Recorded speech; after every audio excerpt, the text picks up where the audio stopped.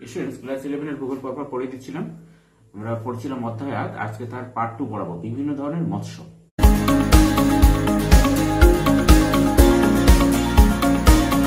দেখো, অবস্থান অনুসারে সামুদ্রিক মাছ দু প্রকার, একটা হচ্ছে পিলেজিক মাছ এবং আরেকটা হচ্ছে ডেমার্সাল মাছ। তোমাদের প্রশ্ন আসবে ডেমার্সাল মাছের উদাহরণ দাও বা পিলেজিক মাছ কাকে বলে, এরকম আর কি। দেখো, পিলেজিক মৎস্য যে মাছ সমুদ্রের উপরিভাগে 0 থেকে 400 মিটারের মধ্যে অবস্থান করে সেই সব মাছকে পিলেজিক মৎস্য বলে। উদাহরণ: হেরিং, ম্যাকারেল, পিলচার, ব্রিসলিং, সার্ডিন, আনকোভিস, মেনহারেন ইত্যাদি। তাহলে কি মাছ বোঝা গেল? যেসব মাছ সমুদ্রের উপরিভাগে মানে 0 থেকে 400 মিটারের মধ্যে আর কি অবস্থান করবে সেই সব মাছ হচ্ছে পিলেজিক মৎস্য। আর উদাহরণ জানলে হেরিং, তোমরা উদাহরণ দিতে হেরিং, ম্যাকারেল, পিলচার্ড এরকম আর কি। চীন, জাপান, নরওয়ে, সুইডেন, আইসল্যান্ড এবং পশ্চিম ইউরোপের দেশগুলিতে প্রধানত হেরিং মাছ ধরা হয়। ম্যাকারেল অপর একটি উল্লেখযোগ্য পিলেজিক মাছ। ভূমধ্যসাগর, যুক্তরাজ্যের কর্নওয়াল উপকূল, আমেরিকা যুক্তরাষ্ট্রের ক্যারোলিনা উপকূল এবং পিট সাগর থেকে ম্যাকারেল ধরা হয়। ম্যাকারেল কোথা থেকে ধরা হয়? আমেরিকা যুক্তরাষ্ট্রের ক্যারোলিনা উপকূল এবং পিট সাগর থেকে ম্যাকারেল ধরা হয়।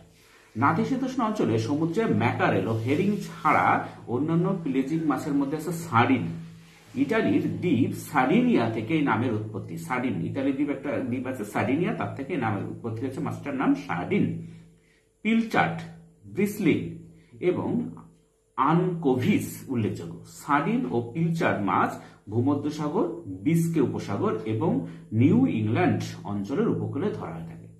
আনকোভিস মাছের বেশিরভাগই পেরুতে ধরা হয়। মেনহারেন অপর একটি পিলেজিক মাছ। এই মাছ বর্তমানে উত্তর আমেরিকার উপকূল ভাগে নিউ ফাউন্ডল্যান্ড থেকে ক্যারিবিয়ান সাগর পর্যন্ত বিস্তৃত অঞ্চলে প্রচুর পরিমাণে ধরা হয়। পৃথিবীর মধ্যে সবচেয়ে বেশি মেনহারেন মাছ আমেরিকা যুক্তরাষ্ট্রে ধরা হয়। এবার দেখো ডেমার্সাল মৎস্য, যে মাছ সমুদ্রের গভীরে বাস করে এবং সেই সব মাছকে ডেমার্সাল মাছ মৎস্য বলে। যেমন কড, হ্যাবিলাট, hake, haddock, flatfish, whiting, pollock, tuna ইত্যাদি। তোমরা টুনা মস্তি মনে রাখবে, টুনা। হ্যাঁ, ডেমার্সেল মাছের মধ্যে টুনা মনে রাখবে। ডেমার্সেল মাছের মধ্যে কড সর্বাপেক্ষা উল্লেখযোগ্য। কড উত্তর সাগর, নরওয়ে ও আইসল্যান্ডের সমুদ্রে, নিউ ফাউন্ডল্যান্ডের গ্র্যান্ড ব্যাংক ইত্যাদি স্থানে পাওয়া যায়। অন্যান্য ডেমার্সেল বা সাদা মাছের মধ্যে হ্যাডক, হ্যালিবাট, হেগ ও ফ্যাটফিশ যথেষ্ট মূল্যবান। ম্যাকারেল জাতীয় মাছ, টুনা বা টুন্নি হলো বড় মাপের ডেমার্সেল মাছ। ভূমধ্যসাগর, জাপান সাগর, ভারত মহাসাগর এবং ক্যালিফোর্নিয়া উপসাগরে টুনা ধরা হয় আর কি। এবার বিচরণের প্রকৃতি অনুসারে সামুদ্রিক মৎস্য 3 প্রকার। একটা হচ্ছে অ্যানাড্রোমাস মৎস্য, 2 হচ্ছে ক্যাটাড্রোমাস মৎস্য এবং অ্যাম্ফিড্রোমাস মৎস্য। অ্যানাড্রোমাস মৎস্য এগুলো হচ্ছে বিচরণের প্রকৃতি অনুসারে। অ্যানাড্রোমাস মৎস্য দেখো, যে মাছ সমুদ্রে বসবাস করে কিন্তু নদীর স্বাদু জলে ডিম পাড়ে সেই সব মাছকে অ্যানাড্রোমাস বা উজানগামী মৎস্য বলে। উদাহরণ: ইলিশ, salmon, trout, shark, sturgeon, Pacific, lamprey প্রভৃতি। আমাদের ইলিশ মনে রাখলে হবে, কারণ এই সব মাছ সমুদ্রে বাস করে কিন্তু যখন ডিম পাড়ার সময় হয় তখন এরা নদীর স্বাদু জলে আসে, এই জন্য এদের টেস্টটাই আলাদা রকম হয়। হ্যাঁ, যে ইলিশ মাছ, salmon, trout, shark, sturgeon, Pacific, lamprey, এগুলো সব হচ্ছে অ্যানাড্রোমাস মাছ। এরা অনেক গভীর সমুদ্রে থাকলেও ডিম পাড়ার জন্য স্বাদু জলে আসে। আর হচ্ছে ক্যাটাড্রোমাস মৎস্য, যে মাছ নদীর স্বাদু জলে অবস্থান করে কিন্তু ডিম পাড়ার সময় সমুদ্রে চলে যায় সেই সব মাছকে ক্যাটাড্রোমাস বা ভাটিগামী মৎস্য বলে। উদাহরণ: স্বাদু জলের ইল, মুলেট, ফ্লাউন্ডার, ক্রোকি ইত্যাদি। এরা আবার উল্টো, এরা স্বাদু জলে থাকে কিন্তু ডিম পাড়ার সময় সমুদ্রে যায়। হ্যাঁ, এই জন্য এই মাছকে ক্যাটাড্রোমাস বা ভাটিগামী মৎস্য বলে। হ্যাঁ, এটা স্বাদু জলের ইল মাছটা মনে রাখবে, ইল। অ্যাম্ফিড্রোমাস মৎস্য, যে মাছ কিছুটা সময় স্বাদু জলে এবং কিছুটা সময় সমুদ্রের লোনা জলে অবস্থান করে সেই সব মাছকে অ্যাম্ফিড্রোমাস বা উভগামী মৎস্য বলে। মানে সমুদ্রের জলও থাকতে পারে, স্বাদু জলও থাকতে পারে। উদাহরণ: বুল শার্ক, ফ্রগফিশ, গারফিশ, সৌরি ইত্যাদি। এই জন্য এদের নাম হচ্ছে অ্যাম্ফিড্রোমাস। মানে জলের স্থলে যেরকম ব্যাঙ থাকে সেরকম সমুদ্রের জলেও থাকে, নোনা জলে, আবার স্বাদু জলেও থাকে। কিন্তু অন্যান্য মাছ আছে সমুদ্রের যেগুলো মাছ সেগুলো স্বাদু জলে আসলে মারা যায়, আবার লোনা জল ঢুকে গেলে স্বাদু জলের অনেক মাছ কিন্তু মারা যায়। দেখো, মৎস্য আহরণের পদ্ধতি। সমুদ্রে মৎস্য শিকার সাধারণত ডিঙি, নৌকা ও জাহাজের মাধ্যমে করা হয়। উপকূলীয় অঞ্চলে মাছ ধরা হয় ডিঙি বা নৌকার মাধ্যমে, কিন্তু গভীর সমুদ্রে মাছ ধরা হয় খুব বড় নৌকা বা জাহাজে। গভীর সমুদ্রে মাছ ধরার নৌকার ডিজেল চালিত মোটর লাগানো থাকে। যেসব জাহাজ মাছ ধরতে গিয়ে গভীর সমুদ্রে বেশি দিনের জন্য যায় তাতে আধুনিক যন্ত্রপাতি, জাল এবং হিমায়ন যন্ত্র লাগানো থাকে। কারণ অনেক কখন মাছটা ধরা হচ্ছে, যদি রেফ্রিজারেটর বা হিমায়ন যন্ত্র না থাকে তাহলে মুশকিল আছে, নষ্ট হয়ে যাবে মাছটা, যাতে বেশি দিন পর্যন্ত তাজা রাখা যায় আর কি। মৎস্য শিকারের জাল এবং আহরণ পদ্ধতি বিভিন্ন প্রকার হয়ে থাকে। সমুদ্র থেকে বিভিন্ন ধরনের মাছ ধরতে জেলেরা বিভিন্ন ধরনের জাল ও পদ্ধতি ব্যবহার করে থাকে। প্রধানত 4টি পদ্ধতিতে মাছ ধরা হয়। একটা হচ্ছে ড্রিফট নেট বা ফাঁসা জাল পদ্ধতি বা ড্রিফটিং। এই পদ্ধতিতে নৌকো বা ট্রলারের সামনে জলের মধ্যে পর্দার মতো জাল ঝুলিয়ে দেওয়া হয়, ফলে জলের উপরের স্তরে পিলেজিক মাছ, বিশেষত হেরিং, ম্যাকারেল ইত্যাদি যারা ঝাঁক বেঁধে ঘুরে বেড়ায় সেগুলো এই জালে ধরা পড়ে। 2 নম্বর হচ্ছে ট্রল নেট বা টানা জাল পদ্ধতি বা ট্রলিং। এতে সাধারণত সমুদ্রের তলদেশের ডিমার্সেল মাছ ধরা হয়। এই পদ্ধতিতে বড় থলির মতো জালের মুখে মুখে রেখে সমুদ্রের তলদেশ দিয়ে টেনে নিয়ে যাওয়া হয়। অগভীর সমুদ্র ছাড়া এই জালের সাহায্যে মাছ ধরা যায় না। 3 নম্বর হচ্ছে বেড়া জাল পদ্ধতি বা সেনিং। বেড়া জাল ভাসা জালের মতো পর্দার আকারের হতে পারে, আবার টানা জালের মতো থলির আকারও হয়। এই জালের 2টি প্রান্ত নৌকো বা ট্রলারের সাহায্যে টেনে নেওয়া হয়। 4 নম্বর হচ্ছে লং লাইন পদ্ধতি বা লং লাইনিং। এই পদ্ধতিতে একটি লম্বা তার বা দড়ি থেকে পরপর অনেকগুলি বড়শি ঝুলিয়ে দেওয়া হয়। এই সব বড়শিতে মাছের খাদ্য দেওয়া থাকে। নিউ ফাউন্ডল্যান্ডের কাছে সমুদ্রে এই পদ্ধতিতে মাছ ধরা হয়। এবার দেখো মৎস্য আহরণ ক্ষেত্র ভারত, জাপান ও বাংলাদেশ। প্রথমে ভারতের মৎস্য শিকার দেখো। ভারত মৎস্য শিকারে বিশ্বের 3য় গুরুত্বপূর্ণ দেশ। ভারতে 2 ধরনের মৎস্য শিকার হয়। এক হচ্ছে অভ্যন্তরীণ জলভাগ থেকে মৎস্য শিকার, একে স্বাদু জলের মৎস্য আহরণ বলা হয়। প্রধানত দেশের মধ্যে অবস্থিত খাল, বিল, হ্রদ, পুকুর, নদী থেকে স্বাদু জলের মাছ ধরা হয়। 2 হচ্ছে সামুদ্রিক মৎস্য শিকার, এটি লবণাক্ত জলের মৎস্য আহরণ নামেও পরিচিত। সামুদ্রিক এলাকা থেকে লবণাক্ত জলের মাছ ধরা হয়। সামুদ্রিক মৎস্য শিকারকে অবস্থান অনুসারে দুভাগে ভাগ করা হয়। যেমন এক হচ্ছে উপকূলীয় সমুদ্র থেকে মৎস্য শিকার, দ্বিতীয় গভীর সমুদ্র বা উন্মুক্ত সমুদ্র থেকে মৎস্য শিকার। ভারতে মৎস্য শিকারের বৈশিষ্ট্য দেখো। স্বাদু জলের মৎস্য শিকার প্রথমত নদী। ভারতে অভ্যন্তরীণ মৎস্য ক্ষেত্রের মধ্যে উত্তর ভারতের গঙ্গা, যমুনা, চম্বল, সোন, ব্রহ্মপুত্র ইত্যাদি নদী ও তাদের উপনদী, এবং দক্ষিণ ভারতের মহানদী, নর্মদা, তাপ্তি, সবরমতী, গোদাবরী, কৃষ্ণা, কাবেরী এবং তাদের উপনদীগুলি বিশেষ গুরুত্বপূর্ণ। হচ্ছে হ্রদ। জম্মু ও কাশ্মীরের উলার, উত্তরাঞ্চলের নৈনিতাল, সাততাল, ভীমতাল, পুনাতাল প্রভৃতি হ্রদ, ওড়িশার চিল্কা, অন্ধ্রপ্রদেশের কোলেরু, তামিলনাড়ুর পুলিকট, মণিপুরের লোকটাক প্রভৃতি হ্রদ এবং কেরালা রাজ্যের ভেম্বানাথ, অষ্টমুড়ি প্রভৃতি ব্যাক ওয়াটার বা কয়ালগুলি থেকেও প্রচুর মাছ ধরা হয়। এরপরে ছোট জলাশয়। ভারতের নানা অঞ্চলে, বিশেষত পশ্চিমবঙ্গ, ওড়িশা, বিহার, আসাম, অন্ধ্রপ্রদেশ, উত্তরপ্রদেশ প্রভৃতি রাজ্যে বহু ছোট ছোট খাল, বিল, পুকুর ও জলাশয় থেকেও মাছ ধরা হয়। এরপরে মোহনা। নদীর মোহনা বা খাঁড়ি স্বাদু ও লবণাক্ত জলের মাছ ধরা হয়। যেমন পশ্চিমবঙ্গের হুগলি নদীর মোহনা, ওড়িশার মহানদী, অন্ধ্রপ্রদেশের গোদাবরী ও কৃষ্ণা নদী, তামিলনাড়ুতে কাবেরী নদী, গুজরাটে তাপ্তি ও নর্মদার মোহনায় মাছ ধরা হয়। ট্যাংরা, পার্শে, ভাঙর, ভেটকি, গুরজালি প্রভৃতি প্রজাতির মাছ নদীর খাঁড়ি অঞ্চলে পাওয়া যায়। এবারে ভেড়ি। নদী সংলগ্ন নিচু জমিতে বাঁধ দিয়ে যে বড় জলাশয় তৈরি করা হয় তাকে ভেড়ি বলে। এগুলোর আয়তন কয়েকশো হেক্টর পর্যন্ত হয়। ভেড়ি 2 রকমের, একটা হচ্ছে স্বাদু আর একটা হচ্ছে নোনা জলের ভেড়ি। স্বাদু জলের ভেড়িতে রুই, কাতলা, মৃগেল, কালবোস, কই, শিঙি, চিংড়ি, মাগুর প্রভৃতি মাছের চাষ করা হয়। আর নোনা জলের ভেড়িতে জোয়ারের সময় নোনা জলটাকে, এখানে নোনা জলের অনুকূল পরিবেশে পার্শে, ভাঙর, ভেটকি, ট্যাংরা প্রভৃতি পাওয়া যায়। এবার দেখো লবণাক্ত জলের মৎস্য আহরণ। ভারতে লবণাক্ত জলের মাছ 2 জায়গা থেকে সংগৃহীত হয়, যথা এক হচ্ছে উপকূলীয় মৎস্যক্ষেত্র এবং 2 গভীর সমুদ্রের মৎস্যক্ষেত্র। প্রথমে দেখো উপকূলীয় মৎস্যক্ষেত্র। উপকূল থেকে 8 থেকে 10 কিলোমিটারের মধ্যে অগভীর মহীসোপান অঞ্চল এবং উপকূলবর্তী উপহ্রদ বা লেগুন ও জলাভূমি থেকে লবণাক্ত জলের মাছ সংগ্রহ করা হয়। ভারতের উপকূলীয় মৎস্যক্ষেত্র থেকে সার্ডিন, হেরিং, ম্যাকারেল, চিংড়ি, ইলিশ, পমফ্রেট, কড, চাঁদা, পার্শে প্রভৃতি মাছ ধরা হয়। মাছ ছাড়াও হাঙর ও অন্যান্য সামুদ্রিক প্রাণীও সমুদ্র থেকে পাওয়া যায়। ভারতের পূর্ব ও পশ্চিম উভয় উপকূল বরাবর মৎস্য আহরণ ক্ষেত্রগুলো রয়েছে। ভারতের পূর্ব উপকূল বরাবর মৎস্য বন্দরগুলি হল রায়চক, পুরী, গঞ্জাম, ভীমুনিপত্তনম, বিশাখাপত্তনম, কাকিনাড়া, মছিলিপত্তনম, এন্নোর, চেন্নাই, পন্ডিচেরি, নাগাপট্টিনম ইত্যাদি। পক্ষান্তরে ভারতের পশ্চিম উপকূলের মৎস্য বন্দরগুলির মধ্যে উল্লেখযোগ্য হল পোরবন্দর, মঙ্গল, জাফরাবাদ, সুরাট, মুম্বাই, ম্যাঙ্গালোর, কোজিকোড ও কোচি। বর্তমানে নির্মীয়মান আরো 62টি ছোট বড় মৎস্য বন্দরের নির্মাণ কাজ সম্পূর্ণ হলে ভারতের প্রধান ও অপ্রধান মৎস্য বন্দরের মোট সংখ্যা দাঁড়াবে 190। এবার 2 নম্বরে থাকবে গভীর সমুদ্রের মৎস্যকাজ। উপকূল থেকে অনেক দূরে সমুদ্রের গভীর অঞ্চল থেকেও মৎস্য শিকার করা হয়। ভারত পশ্চিম ভারত মহাসাগরীয় মৎস্যক্ষেত্রের অন্তর্ভুক্ত একটি দেশ। দেশের পশ্চিম দিকে আরব সাগর, দক্ষিণ দিকে ভারত মহাসাগর এবং পূর্ব দিকে বঙ্গোপসাগর থেকে মাছ ধরা হয়।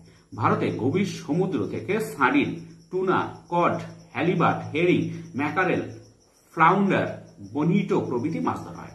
গভীর সমুদ্র থেকে মাছ সংগ্রহকারী রাজ্যগুলি হল কেরালা, গুজরাট, মহারাষ্ট্র, তামিলনাড়ু, পশ্চিমবঙ্গ, কর্ণাটক, অন্ধ্রপ্রদেশ ও ওড়িশা।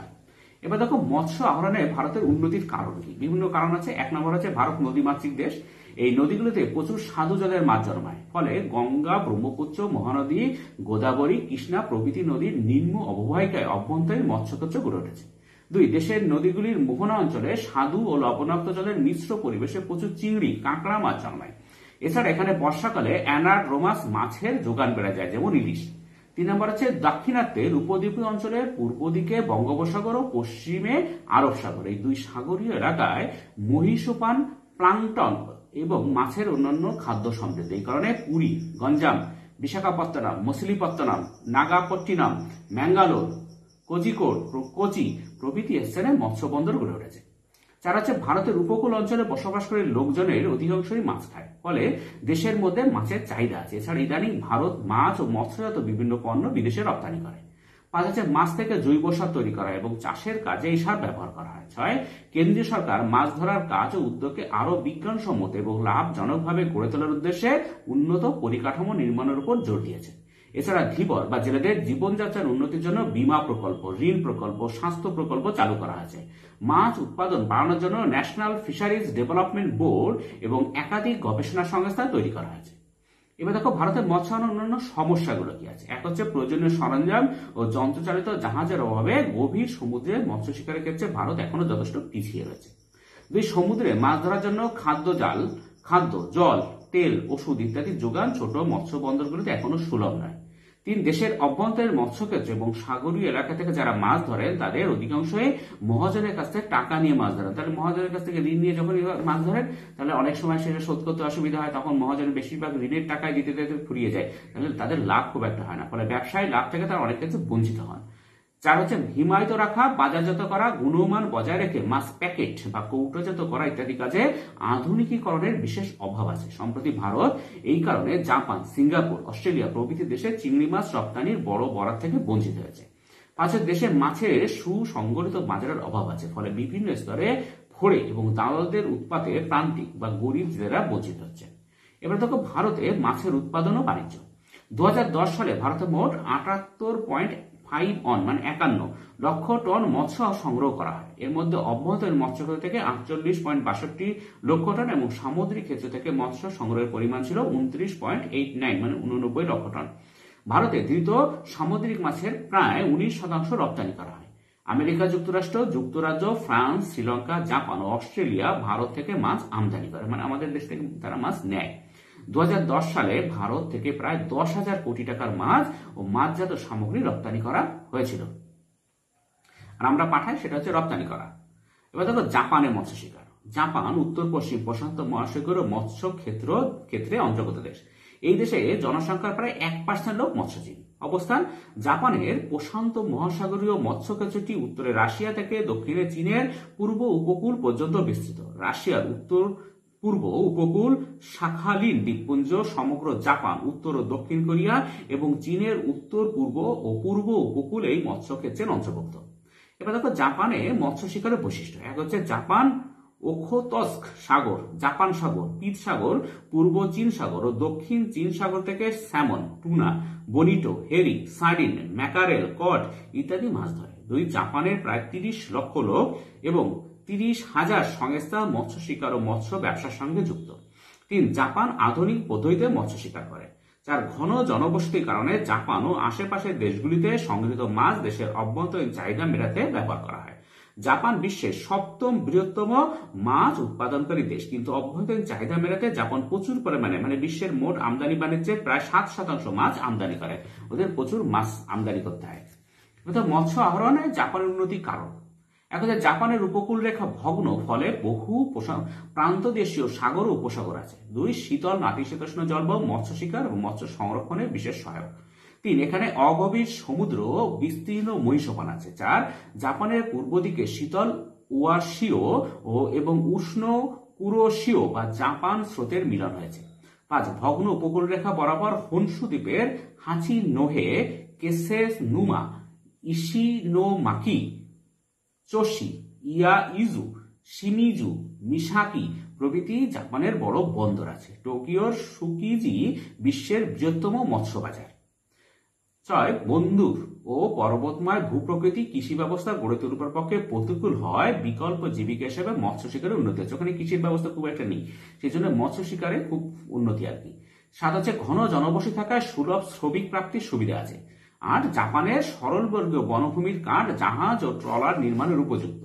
এবং 9 ঘন জনবসতির কারণে মাছের ব্যাপক অভ্যন্তরীণ চাহিদা আছে। এরপর দেখো বাংলাদেশের মৎস্য শিকার। বাংলাদেশ পূর্ব ভারত মহাসাগরীয় মৎস্যক্ষেত্রের অন্তর্গত দেশ। বাংলাদেশে অভ্যন্তরীণ এবং সামুদ্রিক উভয় ক্ষেত্র থেকে মৎস্য শিকার করা হয়।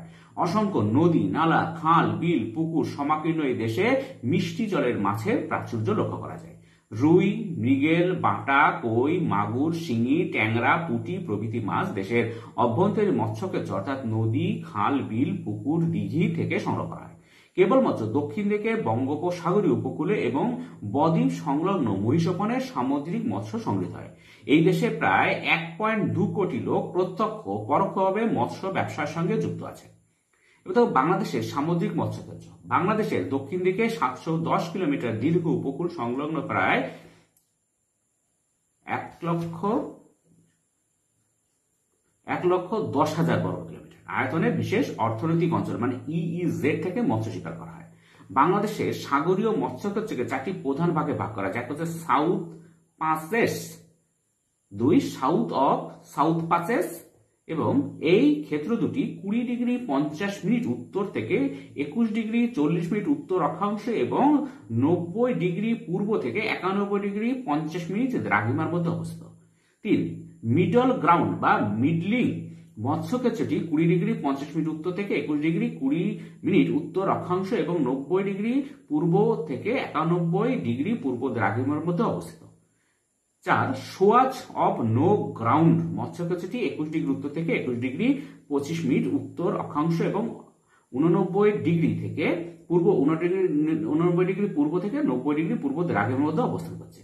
বাংলাদেশের দ্বিতীয় সামুদ্রিক মৎস্যের মধ্যে ক্রোকাস, ক্যাটফিশ, থ্রেডফিন ব্রিমস, জাকস, স্কাটস, গোডফিশ, সার্ডিন, ইলিশ প্রভৃতি প্রধান।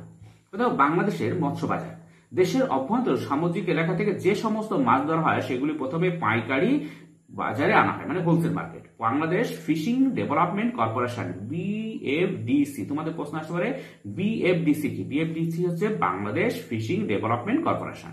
এই উদ্দেশ্যে চট্টগ্রাম, কক্সবাজার, খুলনা, রাঙামাটি, পাথরঘাটা, খেপুপাড়া, বরিশাল ও রাজশাহীতে মাছের পাইকারি বাজার ও গুদামজাতকরণের ব্যবস্থা গড়ে তুলেছে। বাংলাদেশের মৎস্য ব্যবসা দেখো। বাংলাদেশে দ্বিতীয় মৎস্যের পরিমাণ 17.27 লক্ষ টন, এটা 2010 সালের হিসাব। এই দেশে ছোট ছোট নৌকা সাবেক পদ্ধতিতে মৎস্য শিকার করা হয়। ক্রান্তীয় উষ্ণ আর্দ্র জলবায়ুর জন্য মৎস্য সংরক্ষণ ও পরিবহন করার প্রাকৃতিক অসুবিধা আছে। নদী, নালা, পুকুর ও ধান চাষের জমিতে মৎস্য চাষ এই দেশে যথেষ্ট জনপ্রিয় এবং প্রচলিত অর্থনৈতিক উদ্যোগ। এবার দেখো মৎস্য আহরণের উপর ভিত্তি করে বন্দর ও বাজারের বিকাশ। মৎস্য শিকার ও আনুষঙ্গিক কাজকর্মের উদ্দেশ্যে গড়ে ওঠা বন্দরকে মৎস্য বন্দর বলে।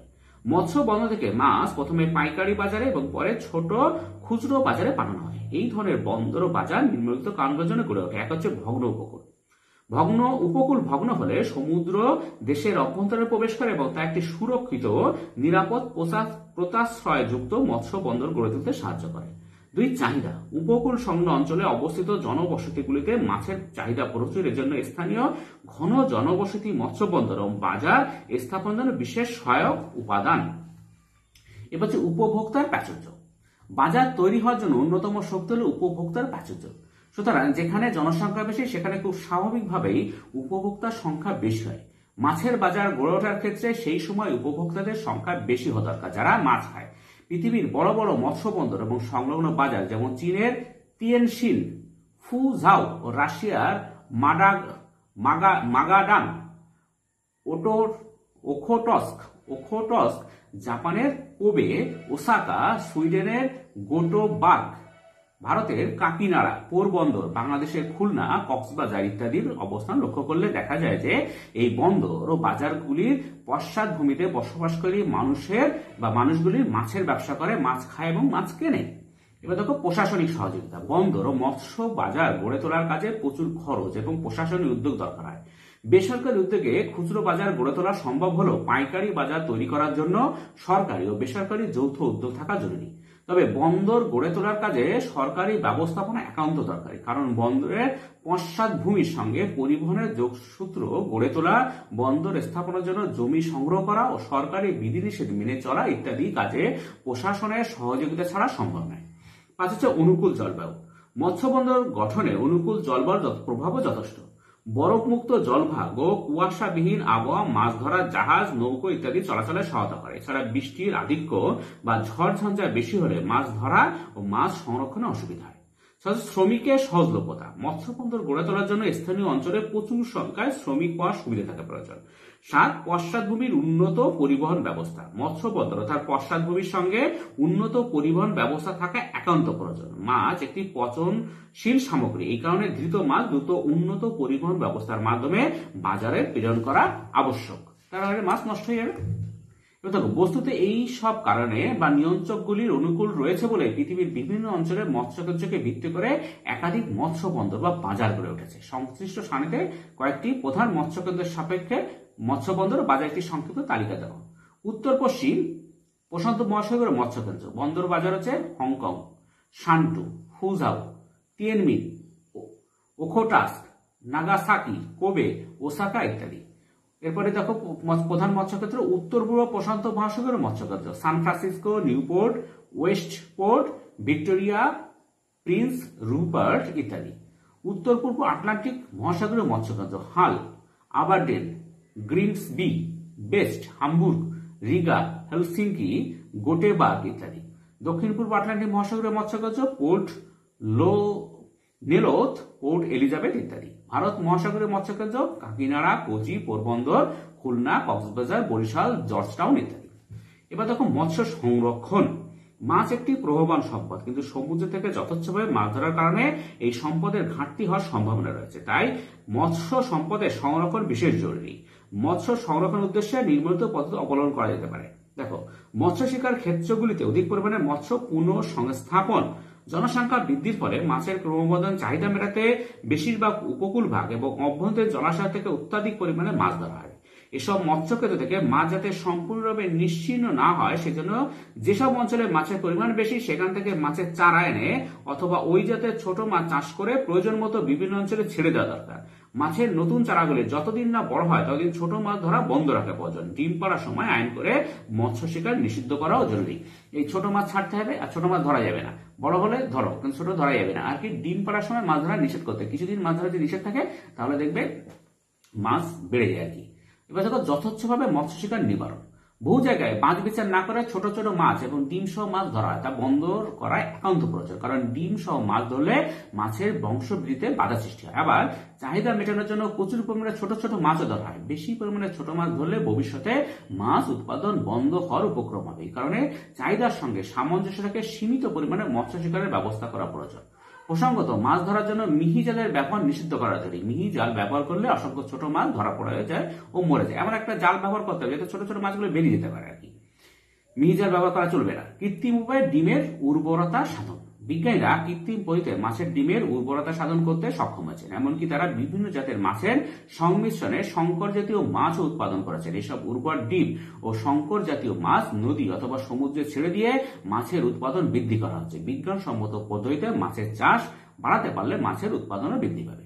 আরেকটা হচ্ছে জল দূষণ প্রতিরোধ। অনেক সময় কলকারখানা থেকে ফেলে দেওয়া বজ্র পদার্থের প্রভাবে নদী ও সমুদ্র উপকূলের জল দূষিত হয়ে বহু মাছ মারা যায়। সমুদ্রবক্ষে পারমাণবিক বোমা বিস্ফোরণের ফলেও সমুদ্রের মাছ বিনষ্ট হয়। 1968 সালে ইউরোপ রাইন নদীতে জল দূষিত হওয়ার ফলে, যে ইউরোপের যে রাইন নদী দূষিত হওয়ার ফলে লক্ষ লক্ষ মাছ মরে যায়। আইন করে এভাবে জল দূষণ বন্ধ করা একান্ত প্রয়োজন। এছাড়া উপকূল ভাগ এবং নদীর জল মাঝে মাঝে পরীক্ষা করাও দরকার। এবার দেখো মৎস্যকরত সংক্রান্ত আন্তর্জাতিক চুক্তি। মৎস্য শিকারের উপর আন্তর্জাতিক নিয়ন্ত্রণ থাকে একান্ত প্রয়োজন। শিল ও তিমি শিকারের উপর বর্তমানে আন্তর্জাতিক চুক্তি বলবৎ হয়েছে। মৎস্য শিকারে নিযুক্ত দেশগুলি আন্তর্জাতিক কমিশন তৈরি করে মিহি জালের ব্যবহার এবং ছোট মাছ ধরা বন্ধ করার সিদ্ধান্ত নিয়েছে।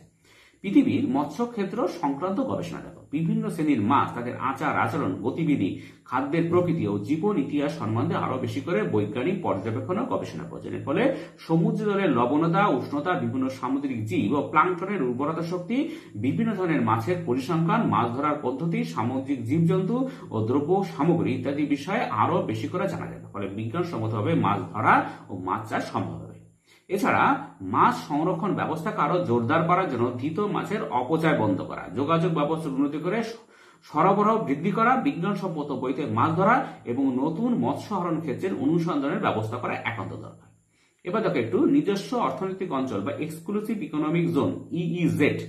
রাষ্ট্রসংঘের সমুদ্র আইন সংক্রান্ত অধিবেশন UN conference on the law of the sea UNCLOS 3 এ সমুদ্র উপকূলবর্তী দেশগুলি যাতে তাদের উপকূল সংলগ্ন সামুদ্রিক এলাকার উপর অধিকার স্থাপন করতে পারে সেই উদ্দেশ্যে নিজস্ব অর্থনৈতিক অঞ্চল বা এক্সক্লুসিভ ইকোনমিক জোন EEZ গঠন করার সিদ্ধান্ত নেওয়া হয়। এই সিদ্ধান্ত অনুসারে উপকূল থেকে 200 নটিক্যাল মাইল পর্যন্ত সামুদ্রিক এলাকা হল সংশ্লিষ্ট উপকূলবর্তী দেশটির নিজস্ব অর্থনৈতিক অঞ্চল বা এক্সক্লুসিভ ইকোনমিক জোন। সমুদ্রের এই অংশ থেকে সংশ্লিষ্ট দেশ মাছ ধরতে পারে, খনিজ সম্পদ সংগ্রহ করতে পারে, দূষণ নিয়ন্ত্রণ করতে পারে, জীব সম্পদ রক্ষা করতে পারে, সামরিক অধিকার ভোগ করতে পারে। তবে EEZ এর ভেতর দিয়ে সামুদ্রিক নৌ চলাচল বা আকাশপথে যাতায়াতের কোনো আন্তর্জাতিক বাধা নেই। এবার দেখো ভারতের মৎস্য আহরণের সমসাময়িক নীতি কি আছে।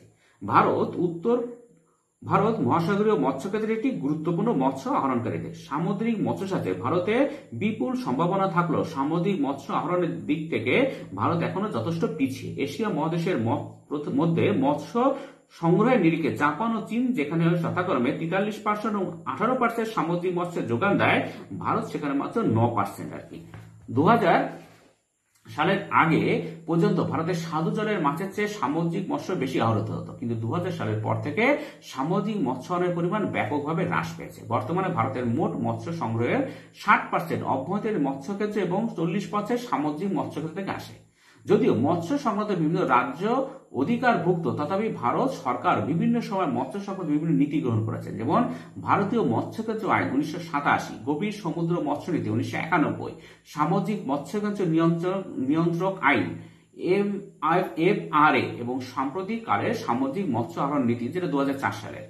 ভারতের সামুদ্রিক মৎস্য আহরণ নীতি 2004 সালের নভেম্বর মাসে গৃহীত হয়। এই নীতি কমিটির চেয়ারম্যান ছিলেন ডক্টর কে গোপা কুমার, পূর্বতন ডেপুটি ডিরেক্টর জেনারেল ICAR। এই তিনটি নীতির মূল লক্ষ্যগুলি হলো, এক হচ্ছে বৈদেশিক বাজারে সমুদ্রজাত খাদ্যের রপ্তানি বৃদ্ধি করা এবং দেশের মানুষের জন্য প্রোটিন সমৃদ্ধ খাদ্যের যোগান বাড়ানোর উদ্দেশ্যে সামুদ্রিক মৎস্য আহরণের পরিমাণ বৃদ্ধি করা। 2, মৎস্যজীবীদের সামাজিক ও অর্থনৈতিক সুরক্ষার পরিবেশ সম্প্রসারিত করা।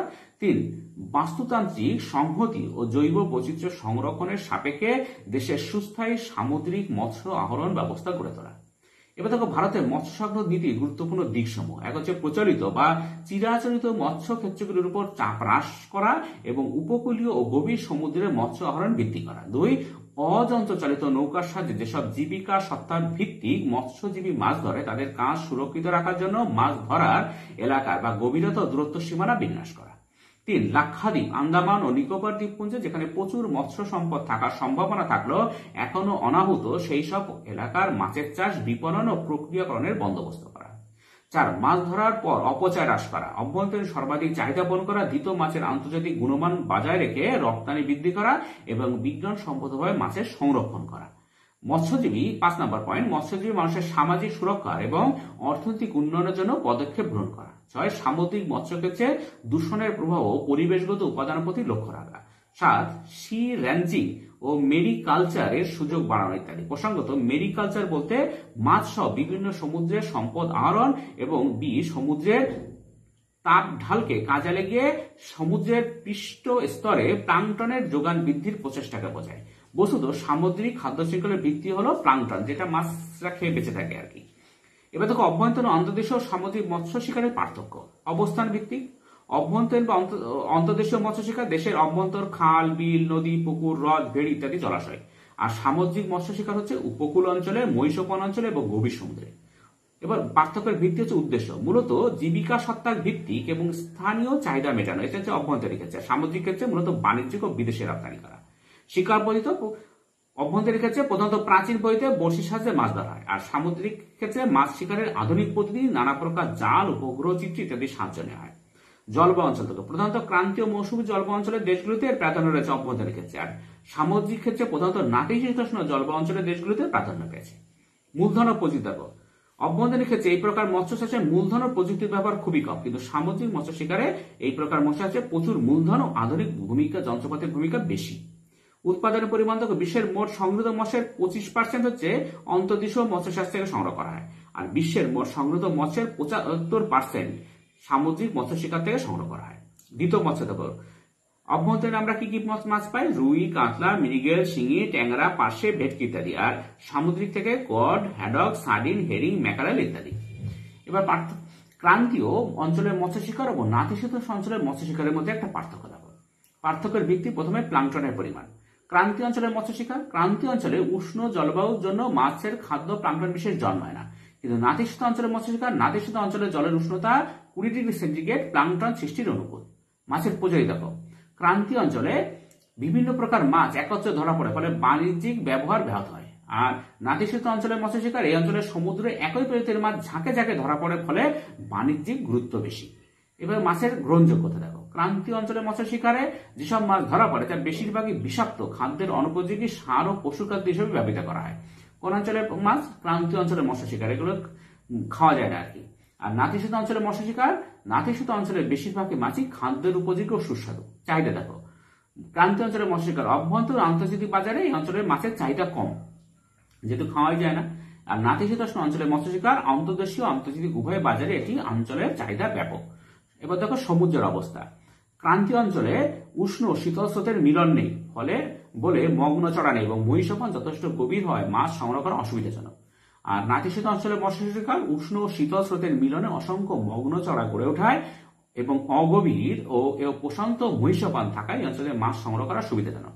পরিকাঠামো দেখো, ক্রান্তীয় অঞ্চলে মৎস্য সংরক্ষণ ব্যবস্থা, প্রক্রিয়াকরণ ব্যবস্থা, প্রশিক্ষণ ব্যবস্থা, আধুনিক সাজ সরঞ্জাম প্রভৃতি উন্নত নয় বলে মাছ শিকার বিশেষ উন্নত নয়, কিন্তু নাতিশীতোষ্ণ অঞ্চলে মাছ সংরক্ষণ ব্যবস্থা, প্রক্রিয়াকরণ, প্রশিক্ষণ, আধুনিক যন্ত্রপাতি, পরিবহন প্রভৃতি অত্যন্ত উন্নত বলে মাছ শিকার অত্যন্ত আধুনিক।